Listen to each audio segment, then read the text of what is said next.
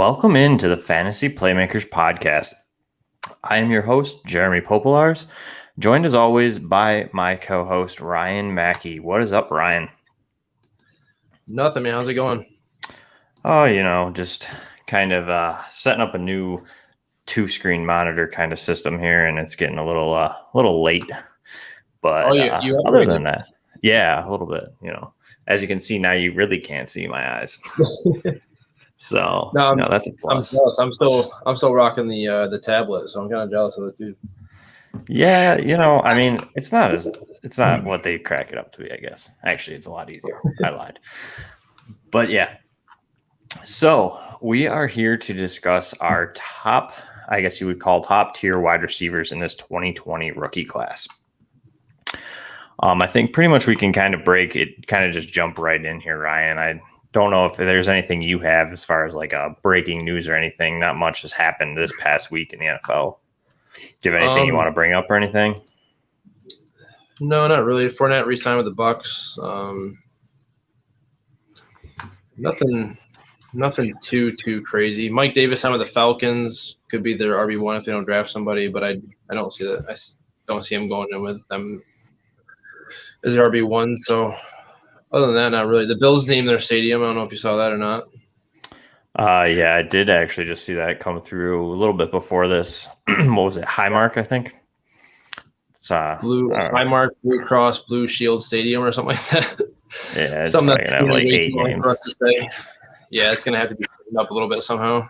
Yeah, it's all right. In Buffalo, we still call it the Ralph, so they can change whatever they want. It's still always the Ralph. It's always gonna be the Ralph to real fans. Yeah. But anyways, let's kind of just dive right in then here. Let's start off with Terrace Marshall. He is 6'3", 200-pound junior out of LSU. He had 2 back-to-back double-digit touchdown seasons, and he had actually a very good college dominator rating of 46.5%. Ryan, how do you feel about Terrace Marshall? I actually like him a lot. He, like I told you before before we went live here, he actually jumped ahead of Rondell Moore in my rankings that I just had put out. I think Friday I posted to Twitter that I had put top 6 out, but I adjusted the list top 10, and he actually jumped Rondell Moore in my rankings. I like the fact that he played both inside and out in the at the college level. I think, and he was able to continue his production with that change. Like nothing really dropped off with him when he went from outside to inside or vice versa. I really like his size. Like you said, he's 6'3", 200 pounds. That's a prototypical wide receiver 1 size that you like to see. He uses his hands really well, and he's got above average strength and quick feet to beat press. So I'm not really too worried about him getting jammed at the line of scrimmage or anything like that. He's going to get jammed, but it won't be as detrimental to him as it is to some other receivers. He's really explosive in his routes and has good lateral movement from side to side. Good body control, adjusts really well to the ball. High points and attacks the ball really well. He's got those quick like snatch hands where the ball's coming in and the defender's trying to read where he's coming in. All of a sudden his hands just come up and pluck the ball out of the air. I like to see that a lot because it shows he has good hand-eye coordination. Doesn't allow the ball to get to his body very much. He always catches with his hands. Doesn't allow it to hit him in the chest or hit him in the stomach or anything like that. Really good at finding holes. Yeah, I think that's like a big point. I think we should kind of key in there too, as is like that's something that he does really well. Is like you had said with like saying that like pluck type catch with the contested catch area. I think it's all comes down to that. He just has really strong hands, and I think he uses them always to catch the ball. You never see him even like the over the shoulder throws or anything like that. It's never really a basket. He's always kind of just going up and grabbing it with his hands. And for me, that's a big thing I like to see out of wide receivers. Because it it almost helps create that open type feel. You're getting to the ball before the defensive back does.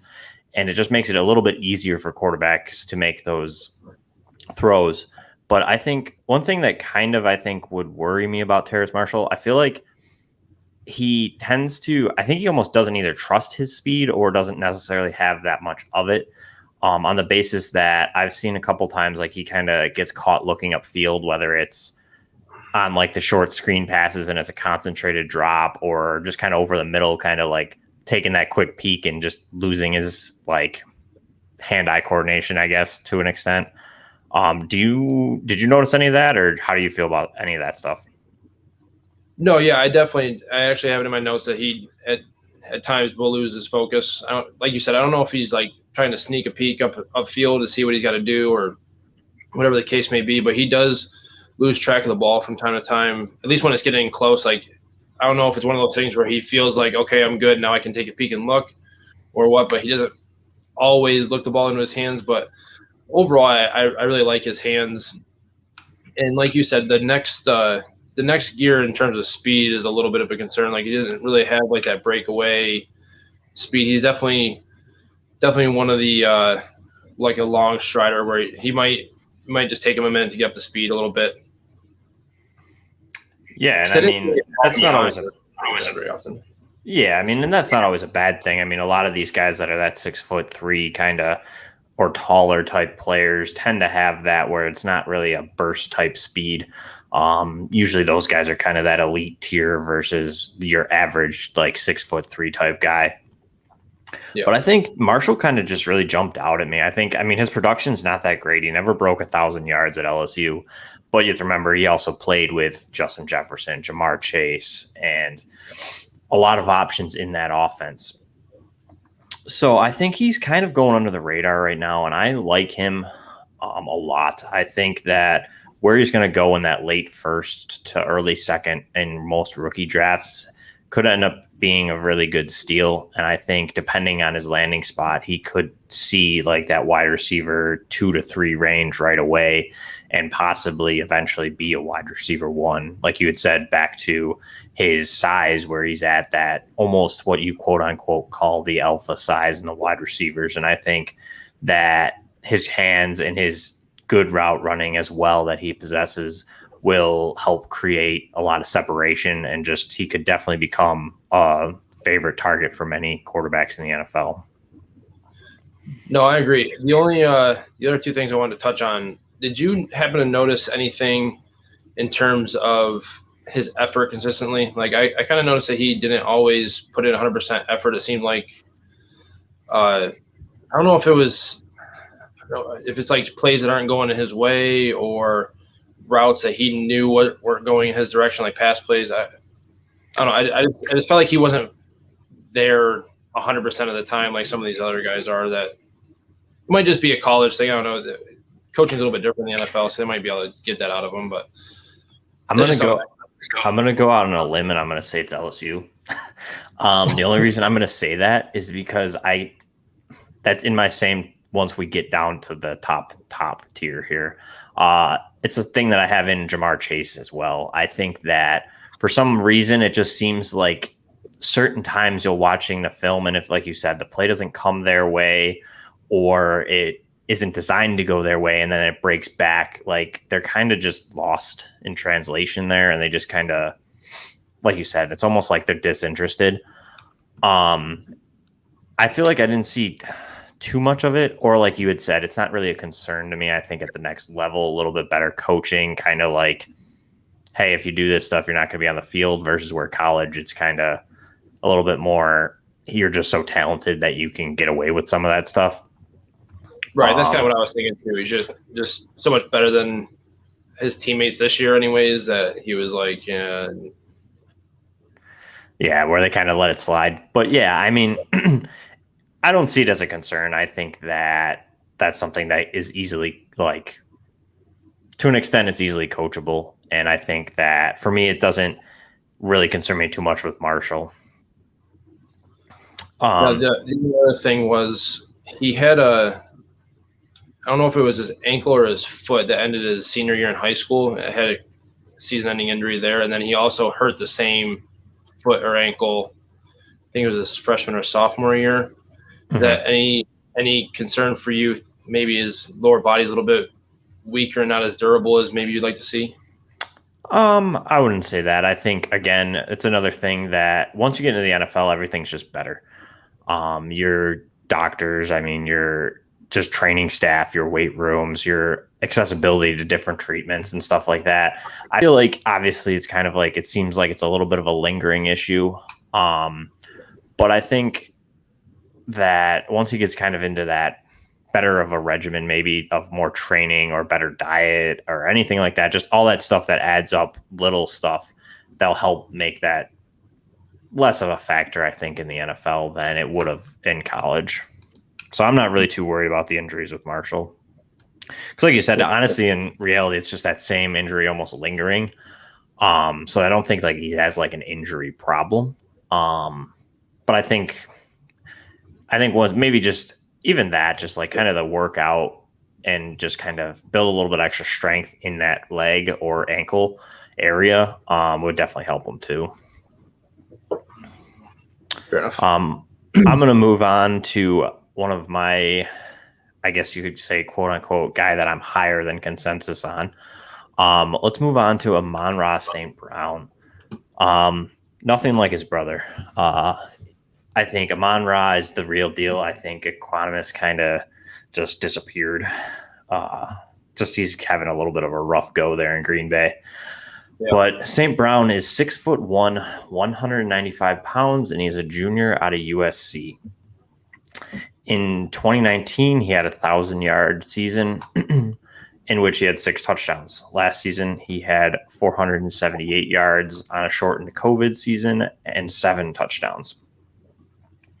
I think for me, as far as player profiler goes, his breakout age is what stands out. It's the 92nd percentile at 18.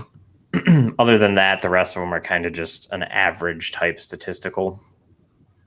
But big thing that I like about Ramon St. Brown that I think he does well is I think he's very physical. He is a solid blocker, which will help him get onto the field in the NFL.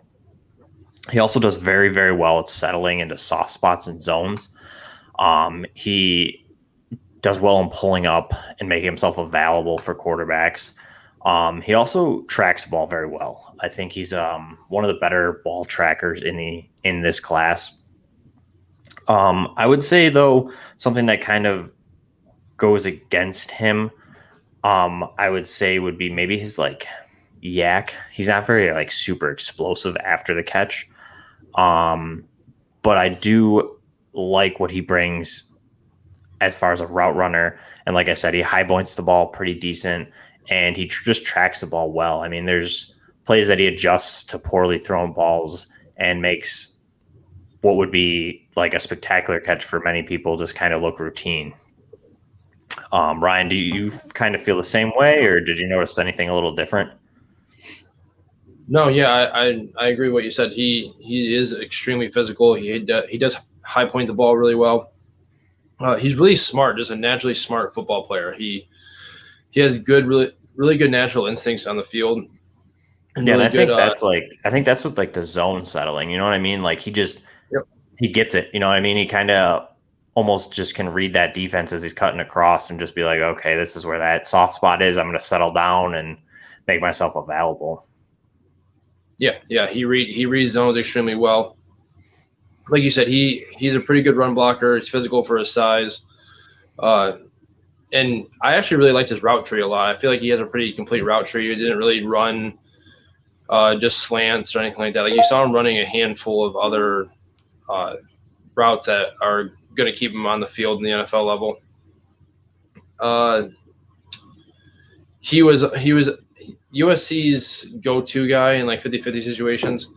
The only thing I didn't really the only thing I'd like to see a little bit more of was the fact that he was never really his team's dominant receiver. He always seemed to be second fiddle to somebody, either in terms of receptions or yards. Last year they had Jake London led the team in yards, and his 2 previous seasons I can't remember off the top of my head who was it that was there with him. Pittman was there. And Pittman.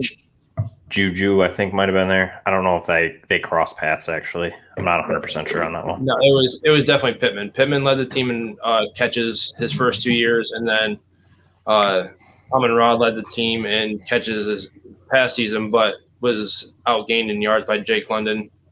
who's a really good prospect himself. I'm not saying that's like he's like getting beat out by bums or anything like that, but yeah, I Jake would like London looks pretty good. Yeah, he does. He does. Even Vaughn's another guy that came out of USC this year. He was pretty decent too. So it's not like they had like a bad receiver core where he's like the only target. And that's partially like I think on player profiler, yeah, I mean his target share was 22%, which is about mid-pack as this class goes. And I mean that's just because like you said that he's never been that lead receiver. It's kind of almost like I feel like this is a USC type thing in the last couple of years. You think about it. I feel like Michael Pittman really isn't. I mean, he's got the size and everything to be an alpha, but I feel like the same thing. I almost feel like he's a better second fiddle. Like Juju almost is a better second fiddle than like the main guy. And I could feel like Amon Ra could kind of be the same way, but that's not a knock. I mean, we've seen plenty of second fiddle guys be top 24 wide receivers as far as fantasy goes. Oh yeah, absolutely. And he doesn't profile as a alpha receiver anyways. So definitely a wide receiver 2 in my opinion. But the only other thing was that at least on tape, I would have liked to see him be a little bit stronger in terms of his upper body. But he benched 225 for 20 at his pro day, so he must have got stronger in between the tape I was watching in his pro day because I didn't think he'd put up 225 for 20. Yeah, I mean, I think I don't remember. Yeah, I mean, I think that's definitely going to be something that he's going to have to work on. I mean, and like you said, he may have gotten stronger in this time period because the film would be technically a little while back from it. But I think that's something that I agree with. I think if he gets a little stronger, because he's going to see a little bit more press probably at the NFL level than he did playing in the Pac-12. So I definitely think so. Like I said, I mean, I like Monroe St Brown a lot. I don't see him being like a top 12 guy. I mean, but necessarily it's tough right now in the NFL. There's so many good wide receivers that even looking at this class, you're looking at even like the top guys like Jamar Chase, Bateman, Devonte Smith. I mean, to get into the top 12 you're going to be a special football player. I mean, it's just, there's a lot of good talent right now at the wide receiver position. So as we're saying, like, oh, this guy's a second fiddle, he's a top 24 type guy. Like that's still quality first round talent / mid to beginning second round for rookie drafts. And I think I just like the upside that Amon Ra brings. I think honestly, he probably has a pretty big bust factor, obviously, with say, if you want to lean towards like what his brother did, but like, I think his upside's pretty high. And I think it's somebody that in that early to mid second round, like I'm going to take a couple chances on him if I can. Oh yeah. What do you think of his speed? I'm kind of curious to see because he ran a 4.51 at his pro day apparently, but before that he was recorded at like a 4.6 or something like that. So I can't imagine he got that much faster, but he didn't look. He looked deceptively fast on tape from what I saw. So here's with the 40 times right now, especially at pro days. I believe what they're doing or saying, at least on the Twitter universe, is that add 0.05 to every pro day, basically for just human error, just purely clicking the stopwatch. So if you factor that in, what'd you say? He ran 4.5, 4.51. 4.51. So you figure he's about 4.56. So I mean, he's right around that 4.6 range. And that seems about right to me. Like I said, that's where his yak kind of struggles. Like he's a physical yak type guy, but he doesn't have that top end speed, which could be concerning to an extent. However, I don't think you've seen a lot of guys in that 4.5, 4.6 range that have success at the NFL level. I mean, ultimately at the day's end, I mean, if you're playing in a PPR league, if he can get open and create separation, if he can't create 10, 15 yards on every play as a yak, I mean, it's still not a bad thing. I mean, you're going to get points from the reception, and then you're going to get probably 5, 10 yards each reception.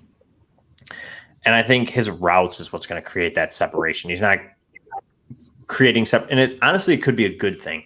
This is the way I'll look at it and say that he couldn't win with his speed at the college level only, so he had to use his routes, which is leading to him being a better route runner, which will transition better to the NFL because he wasn't able to just rely on speed. Some of these other guys, you can watch the film and you can see like he just blows by a guy because that corner that he's playing is not going to play in the NFL or just doesn't have that speed. And when you get to the NFL, all these corners got the speed. So I think being able to have relied more on his routes than his speed in the college level will help him better in the NFL level. That's the way that I take it. It could be wrong, and he could be absolutely terrible because he is too slow. But I'm leaning towards the route that he's just that much better of a route runner because he wasn't able to lean on his speed in college. Yeah, he just seems like one of those guys that isn't – nothing really stood out like eye-popping wise on tape, but he seems like he's balanced enough to be able to be successful in the NFL and be useful in fantasy. Yeah, I mean, honestly, he's like Robert Woods, another USC receiver. You know what I mean? He's kind of just like, he's not overly exciting, but he does things well and he's effective. That's the way that I see him. And I think he's like a Tyler Boyd, you know what I mean? Just that reliable kind of 10-point type guy at the next level for fantasy, at least. Yep. Let's go to the opposite spectrum from slow to explosive. A guy that missed part of the season this year, which was kind of a sad thing. I think we were all pretty excited for him, but Jaylen Waddle, who is a 5'10", 182-pound junior out of Alabama. For me, that's another guy that didn't really produce 1,000-yard season, but again, playing with receiver cores that are welly talented of NFL type caliber players. I think this year was a knock. I mean, we didn't get to really see what he could do, and I think that led to Devonte Smith's success. I think it was basically Devonte Smith and Mechie, and that's about it. So I think for me, the big thing with Jaylen Waddle is it's still an unknown. I mean, you can see on film, though, this kid has like explosiveness. I mean, he is fast.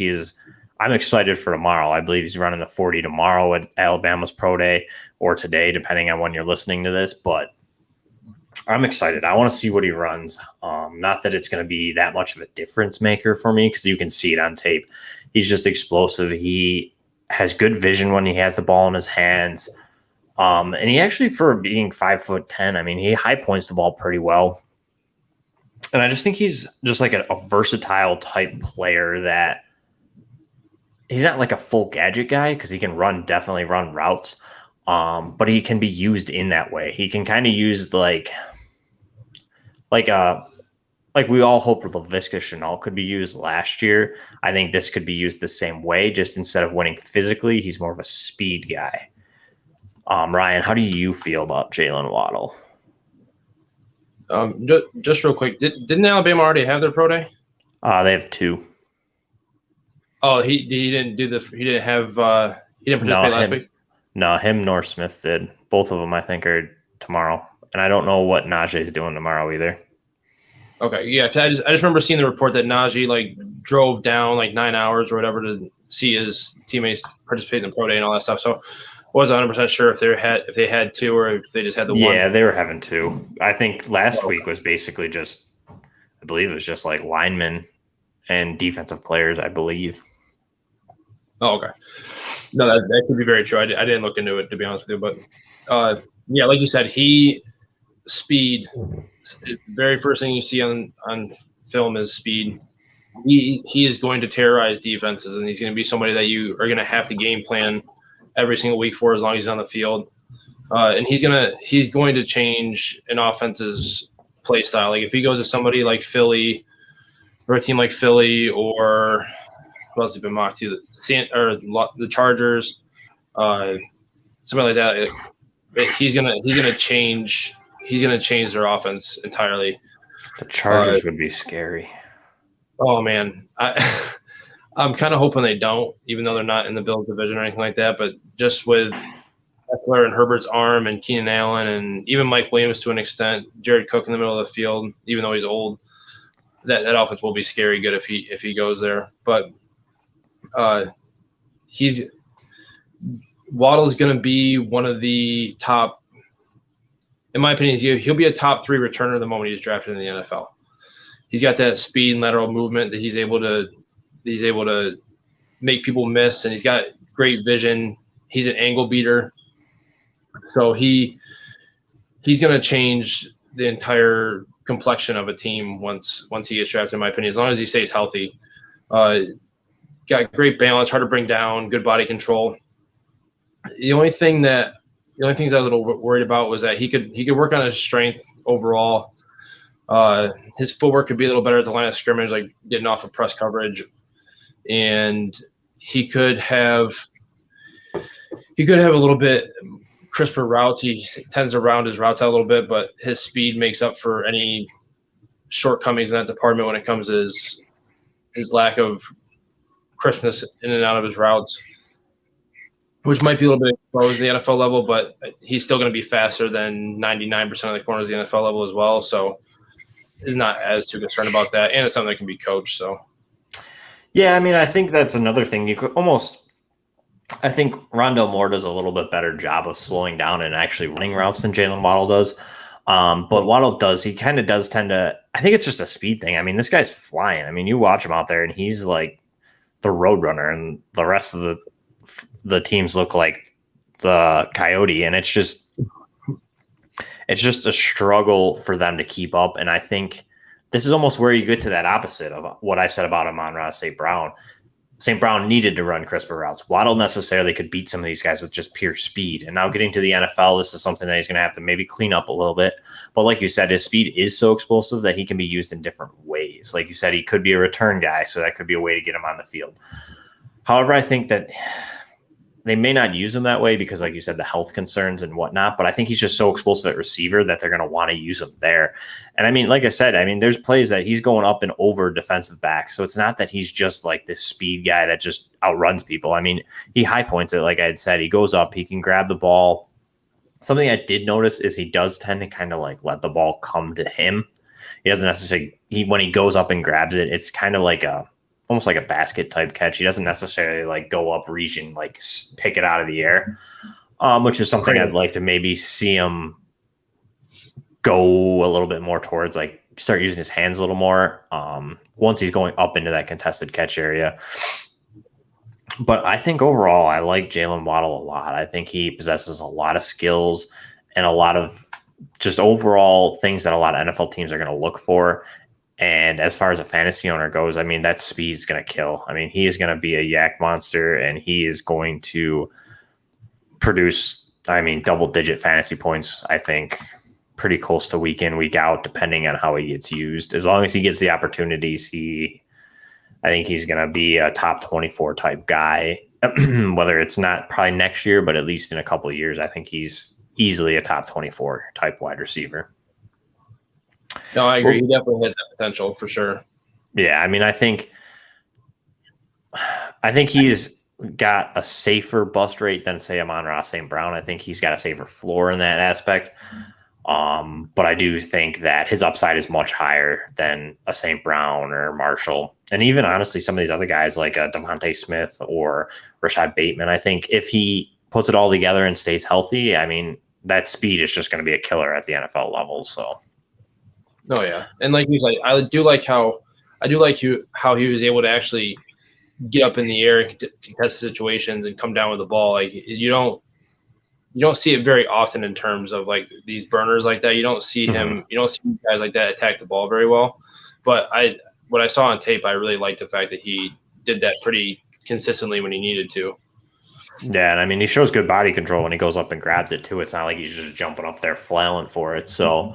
Yep. That's what I mean. I think he's just he's more than a speed guy. Let's move on to his fellow Alabama running mate. Let's move on to Devonte Smith, our Heisman winner this past year. He is 6'1", 175, aka the Slim Reaper, out of Alabama. This kid has back-to-back 1,000-yard seasons. In 2019, he had 1,200 yards. In this past season, he had 1,800 yards. And he produced 14 touchdowns in 2019 and 23 this past season. I think winning a Heisman as a wide receiver is enough to know what he did this past season was very impressive. I think whether you're a film guy or an analytics guy, outside of his weight, I think we can all agree that he was dominant at the collegiate level this past season. He's a guy that goes up, he grabs the ball with his hands. He hardly lets the ball come to himself. He's another great route runner out of Alabama. He's got the speed, not necessarily as much as Jaylen Waddle, but enough to make it as an impact. He has a huge catch radius. This guy can go up and grab it. He has long arms, and he just kind of gets up there and snags the ball, whether it's low, whether it's high. As long as he can basically get his hands on it, he usually catches it as well. Another thing he has is good footwork. I think at release points, he is one of the better, I guess, guys at creating separation in this class. But he's also pretty tough. I mean, the big knock on him right now is that he's 175. He's this little guy, and everybody's afraid that he's just going to get clobbered at the NFL level and not be able to stand up with these 6'1" type corners. But I think what he does is he's such a good route runner, and he has an ability to make a catch and protect himself while doing so. So the size to me doesn't really matter. But I do think that the size is still a concern. I think I'd like to see him put on a little weight and possibly get a little bit more physical. Obviously, at his size, it's a little hard. But I think if he puts some weight on, I think he could maybe get a little bit more physical as he's going to need it first press, most likely at the NFL level. Aside from any of that, Ryan, how do you feel about our Heisman winner, Devonte Smith? I like him a lot. Obviously, I don't really know too many people that don't like him. I've seen some people a little bit lower on him. I've seen him at wide receiver 5 or wide receiver 6, and I think that's just a little too low for just how dominant he was, performing even with elite level NFL talent as teammates is always impressive to me. In my opinion, he is the route runner of this class. I think he's by far the best route runner, most polished. Elite separation because he's got extremely quick feet, high level of acceleration. Like you said, good hand usage, and he uses a defender's leverage against them better than just about anybody in the draft. Like you'll see him run a route where receiver's trying to jam him onto the outside, and he'll make like a little cut to the outside to break free a little bit, and then he jets out forward, and he just always finds a way to create separation, which I love to see that, especially with a guy his size. Like you said, huge catch radius. According to PFF, he was 5th in the country with 11 contested catches last season. So a guy his size, and people that are worried about him not being able to compete with the corners at that level, that's SEC corners, and he had the 5th most contested catches in the entire country last year. So kind of made you feel a little bit better seeing that. He makes catches and can maintain his top speed really well. Like you see him, and his timing with Mac Jones too, that definitely helps. But being able to catch the ball and not have to slow his stride down or slow his body down at all, he's able to keep his momentum going, which is really nice to see. Definitely. Yeah, honestly, let me just build off that real quick, Ryan. I saw there was a couple clips too where it's crazy. Like, it's easy to say like, oh, he caught it in stride, it was a great throw. But I've seen him make some that like with that large catch radius, how we mentioned, but it's also like that body control. He's able to go down and grab balls near his knees while continuing to run. It's pretty impressive, honestly. I think that's one of the big things I took away. It was just kind of like a wow factor in the film, where it's just kind of like you watch this. It's a simple slant. Mac Jones misses the throw a little bit. It's low and away. And I mean, this guy just goes down, snags it, basically barely moving his body in any way, shape, or form, and then just takes off up the middle. And I mean, I don't know. It's just something that I thought was just crazy, because it's easy to say like, oh, we can catch it in stride and keep moving. But like when you mention that, I think what you're trying to get at too is like what I was saying, where it's just like they're harder catches for people, but he's making it look easy and being able to continue that stride. Yeah. Am I right or am I wrong by that? No, you're right. The catch radius definitely plays a factor. I would love to see what his wingspan is because his arms, like you've seen, I think everybody's seen that picture of him standing on the sideline where his arms look like they go down to his ankles. So Yeah. that definitely plays a factor. But he uses them. He uses them extremely well. Like he knows how to use his body to his advantage. And I think we've seen prospects come in and out before where they don't necessarily know how to do that. And I think that's kind of important for somebody his size to know how to use his God-given body to do things other people just simply can't do. Just some of the things that I was seeing on tape, and I'm nitpicking here because he's really good. Obviously, he's gonna struggle a little bit with getting knocked off routes a little bit and balance because of his size at the next level.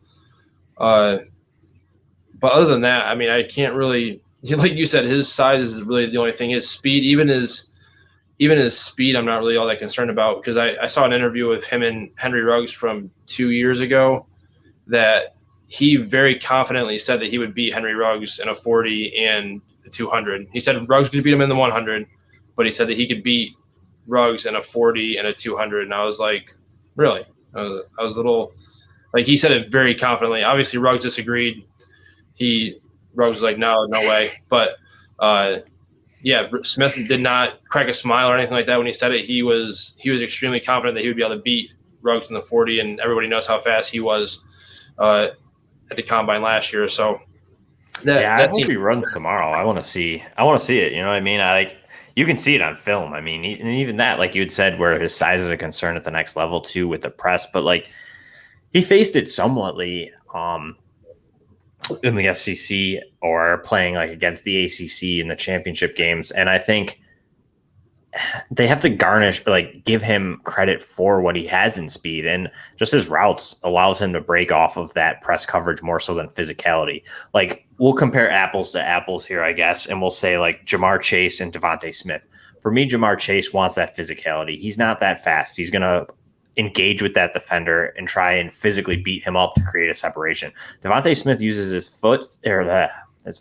feet and his just pure like body shimmy and just creates that corner to get back on his heels and then just blows by him. So I think, yes, would it help if he gets a little more physical and a little stronger? Yes. But I think he still can win. He just wins a different way. He almost reminds me of like that Stevie Johnson style and the old Bills receiver. I think just kind of just really a technician. And I saw an interview. It was during the season, I think ESPN did it, where they actually did a highlight on Devonte Smith, and he had mentioned like he's just a crazy hard worker, and he is a smart type guy too, almost where we went back to Monroe St Brown, where he gets it and he wants to be better. Like he mentioned, he talked to when he was there, like Calvin Ridley. He would take and learn from Calvin Ridley in his route running. He learned from like Waddle and Ruggs on how they use their speed to their advantage, and just learning from all these other receivers and adapting it to his game. And I think that's what made him special this past season is just he's a mix of a lot of these guys, and he just works hard and he's there all the time. He's always on the jug machine. Like he just wants to be the best. And I think that going to the next level is going to be just crazy if he gets in a good spot and good coaches and can stay healthy, I guess. I mean, that's a concern, you know what I mean? The size is just, as long as he's healthy, I think he's going to be dominant at the next level. No, I agree. I did find one. I found a stat, did a little bit of research on him, or a little bit of research while preparing for this. And according to StatHead, which is the Football Reference, like advanced level statistics that you can research, only 4 players in NFL history with Smith's combo of height, weight, and BMI have multiple seasons over 60 catches. And it's Anthony Carter, who had 4, Webster Slaughter, who had 4, Jesse Hester, who had 2, and Stevie Bresson, who had 2. And I don't know about you, but I've only heard of 2 of those guys.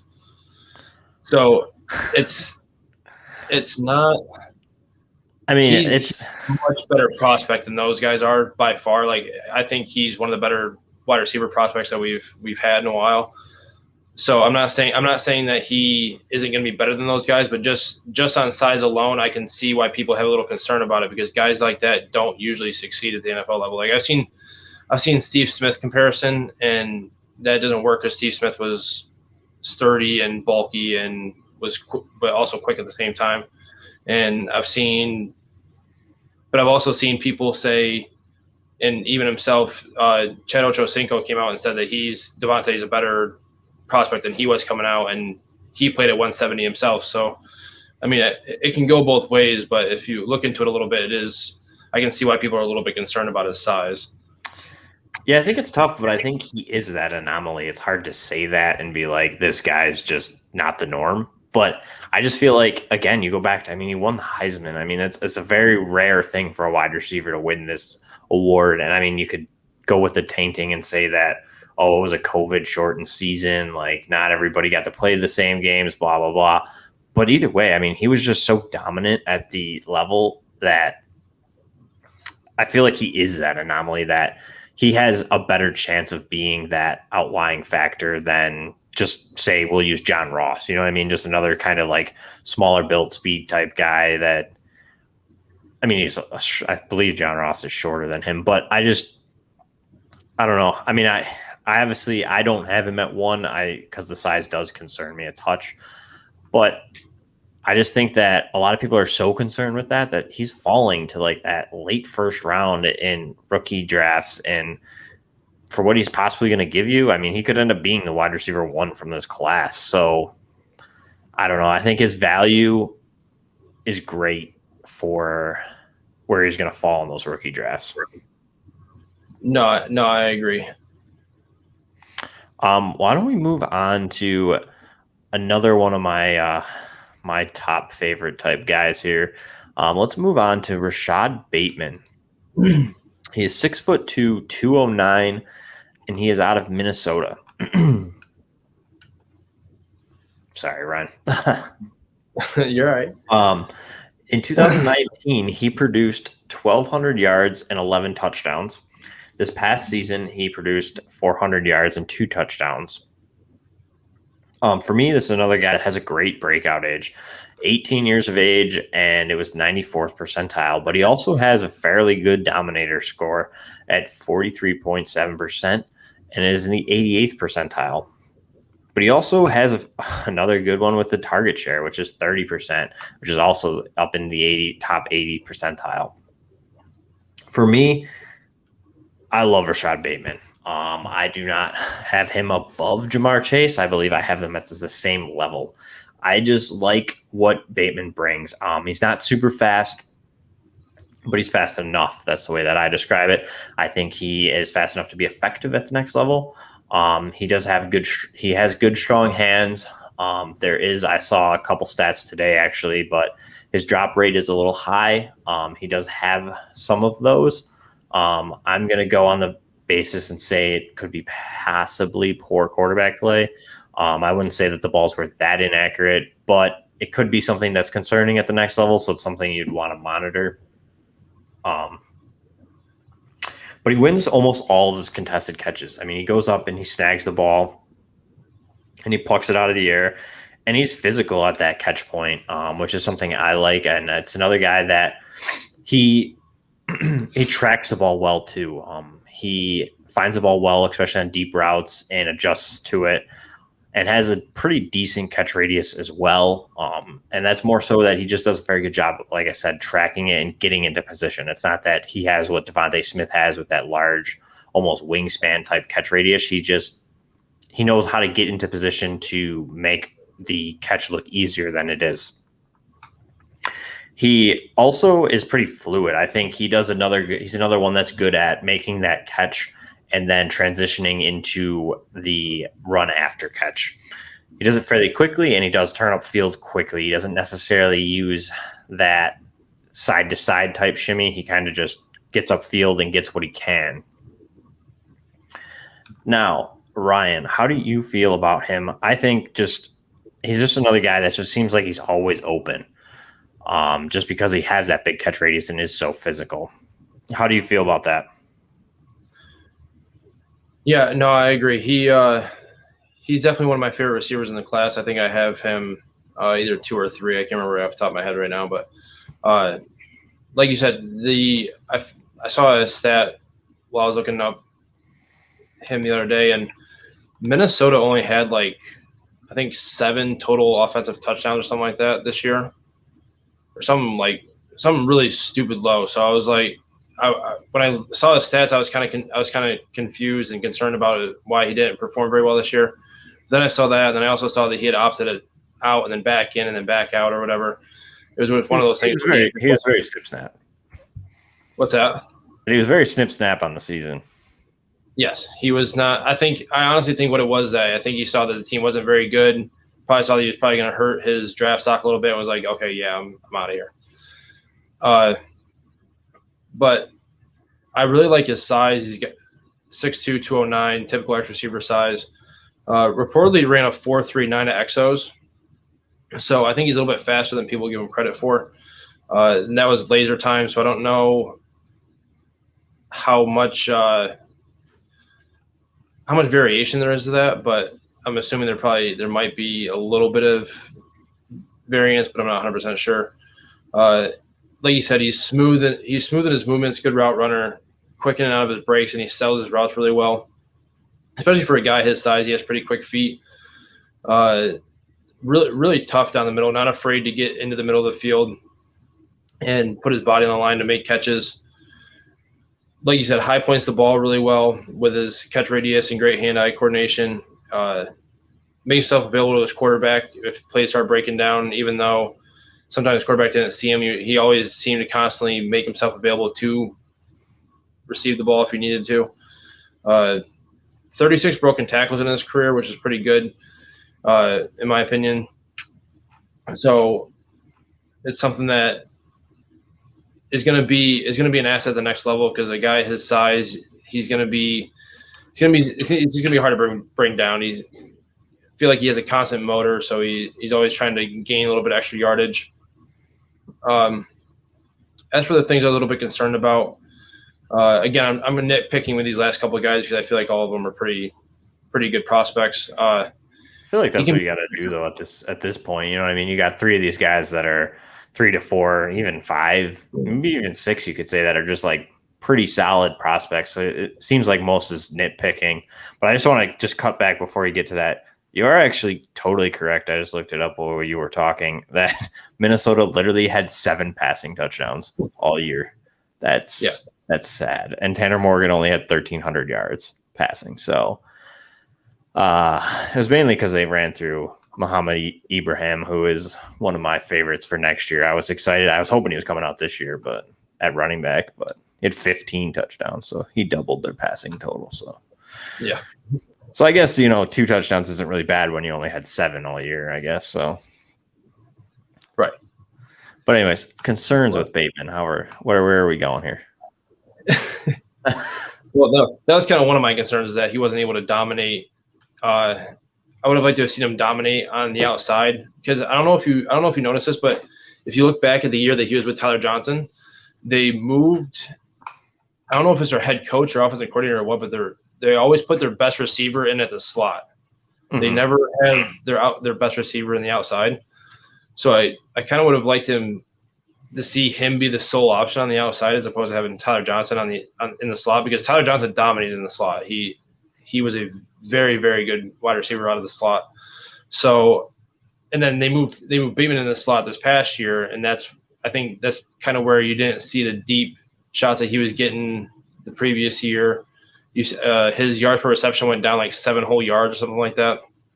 So it's I just would have liked to have seen him be more dominant on the outside at the college level.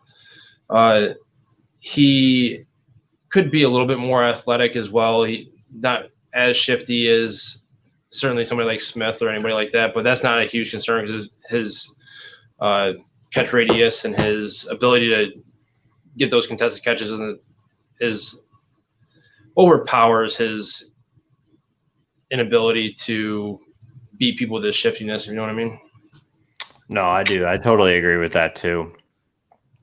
And I think that's something that is concerning. Like I'd said, when he gets into the yak, he almost had like he's like that physical type guy. He's almost going to run you over before he outruns you.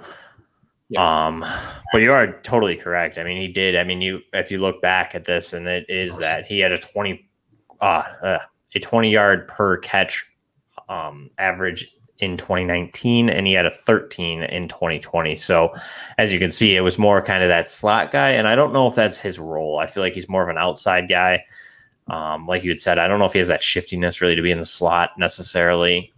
He could almost have that Michael Thomas type play where he almost is kind of like runs the slants and stuff like that, and it's just open because he's just so big and physical. Yeah. Which is kind of like, for me, he's my 1A, I guess we'll say, is he's very similar to Jamar Chase in that aspect. So Jamar Chase is 6 foot, 208 out of LSU. And he's one of those guys that in 2019, he produced 1,700 yards and 20 touchdowns in that prolific Joe Burrow-led LSU offense. This past year, he opted out. And I think he's just, like I said, he's a physical guy. He wants that contact. He's going to beat you up before he outruns you. And this is where we go back to what we had said about Terrace Marshall. At times, I feel like he lacks some effort, which concerns me. But it's mostly in the blocking game. It feels like you had said, when the play's not going his way, or he just knows he's not getting a pass thrown to him. He just kind of looks a little lackadaisical in the routes. And I feel like that's something they could clean up at the next level. But he's another guy that settles into zones very well. He's also very good when the play breaks down. When the quarterback has to start scrambling, he does a very good job at being creative in his routes and breaking off of guys and creating separation and then making himself available for the quarterback. If you watch a lot of his bigger plays from that year in LSU, was almost off of a lot of that was Burrow coming out, scrambling out, say to his right side, and Chase would break off of his route and get over and almost near the sideline and just catch it and break up down the sidelines. Now, when I say he doesn't have necessarily that high-end, top-end speed, he still has speed. I mean, he's not slow by any means. He just doesn't necessarily rely on it. He prefers to use his physicality in his routes before he uses the speed. But he does use his speed once he gets the ball. He does create a lot after the catch, and he's very elusive in that way. So, Ryan, how do you feel about Jamar Chase? I mean, I think it's pretty evident that most people have had him as that top guy coming out of this class for a year and a half now. Are you there with Jamar Chase, or are you kind of one of those that have kind of dropped him down in favor of, say, a Bateman or a Smith or something like that?